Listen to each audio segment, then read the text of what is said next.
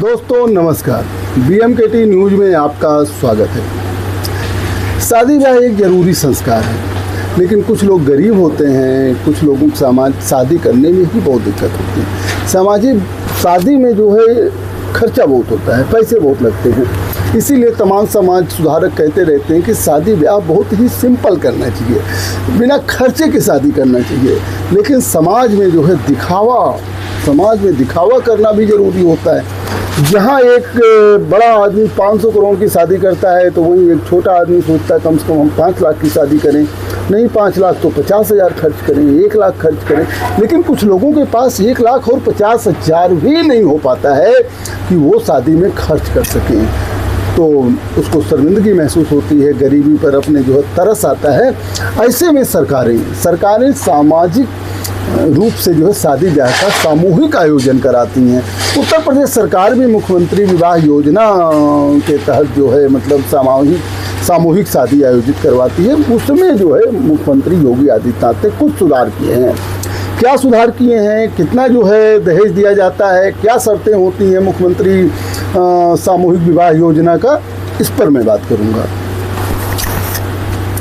मुख्यमंत्री योगी आदित्यनाथ ने समाज के गरीब, वंचित और ज़रूरतमंद लोगों के लिए एक बड़ी और राहत देने वाली घोषणा की। समाज कल्याण विभाग की बैठक के दौरान मुख्यमंत्री योगी आदित्यनाथ ने सामूहिक विवाह योजना के लाभार्थियों की आय सीमा को बढ़ाकर 2 लाख से 3 लाख रुपए वार्षिक करने का सुझाव दिया। पहले क्या था कि जिसकी 2 लाख रुपए से ज़्यादा की वार्षिक आय है वह जो है सामूहिक शादी विवाह योजना में या मुख्यमंत्री विवाह योजना में भाग नहीं ले सकता है। ये माना जाता है कि वो सक्षम है, वो शादी कर सकता है अपना, इसलिए जो है मुख्यमंत्री सामूहिक विवाह योजना में भाग ना ले। लेकिन अब जो है मुख्यमंत्री ने कह दिया कि यार इसको 2 लाख से नहीं, इसको 3 लाख कर दो। तमाम ऐसे लोग हैं जो 3 लाख रुपया भी वार्षिक कमाते हैं, लेकिन शादी ब्याह में बहुत खर्च होता है, उनको अफोर्ड करने में दिक्कत होती है। ये सुझाव दिया है कि 3 लाख रुपए वार्षिक आय कर दी है। इसके अलावा और क्या हुआ है, उन्होंने कहा कि इससे अधिक लोग इस योजना से जुड़ जाएंगे और लाभ ले सकेंगे, और पात्रता की सीमा को व्यवहारिक बनाना बहुत जरूरी है ना। मुख्यमंत्री ने अब इस योजना के तहत पहले तो विवाहित जोड़ों को कम पैसे मिलते थे, अब 1 लाख रुपए की आर्थिक सहायता दी जाएगी। जितने लोगों के मुख्यमंत्री सामूहिक विवाह योजना के अंतर्गत विवाह होगा, वहाँ 1 लाख रुपए जो है वो आर्थिक सहायता दी जाएगी। उसमें से 60,000 रुपये, 1 लाख में 60,000 रुपये जो है वो कन्या के खाते में, लड़की के खाते में जो है जमा किया जाएगा, और 25,000 रुपये का जो है दोनों को, लड़की लड़के को जो है वो उपहार दिया जाएगा। तो 60,000 वहाँ और 25,000 का उपहार दिया जाएगा, तो ये 85,000 हो गया। और 15,000 रुपये जो है समारोह के आयोजन पर खर्च होंगे, जिसमें पंडित को है तो और फूल माला दरी चटाई, मतलब ये सब मेंटेनेंस को लेकर के जो है ये होगा। यानी कि इस तरीके की व्यवस्था को तत्काल रूप से लागू करने की मुख्यमंत्री ने सलाह दे दी है कि 1 लाख रुपए जो है आर्थिक सहायता दी जाए जोड़े को, जिसमें 60,000 कन्या के लड़की के खाते में जमा किया जाए, और 15,000 रुपये जो है खर्च लगे, और 25,000 रुपये का उपहार दिया जाए, और 3 लाख रुपये वार्षिक आय जो है कर दी गई है।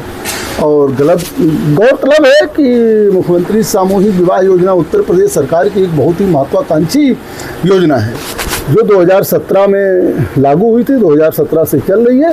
और इसका उद्देश्य है कि गरीब, अनुसूचित जाति, पिछड़े वर्ग, अल्पसंख्यक समुदाय के युवक युवतियों की शादी को आसान बनाना है। राज्य सरकार सामूहिक विवाह योजनाओं के जरिए न सिर्फ आर्थिक सहयोग देती है, बल्कि सामाजिक समरसता का भी संदेश देती है।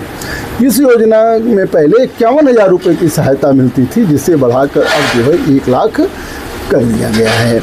इसके साथ ही मुख्यमंत्री वृद्धावस्था पेंशन को लेकर भी कुछ निर्देश दिए हैं। उन्होंने कहा कोई भी पात्र वृद्धाजन पेंशन से वंचित नहीं होना चाहिए। इसके लिए फैमिली आईडी को इस योजना से जोड़ा जाए।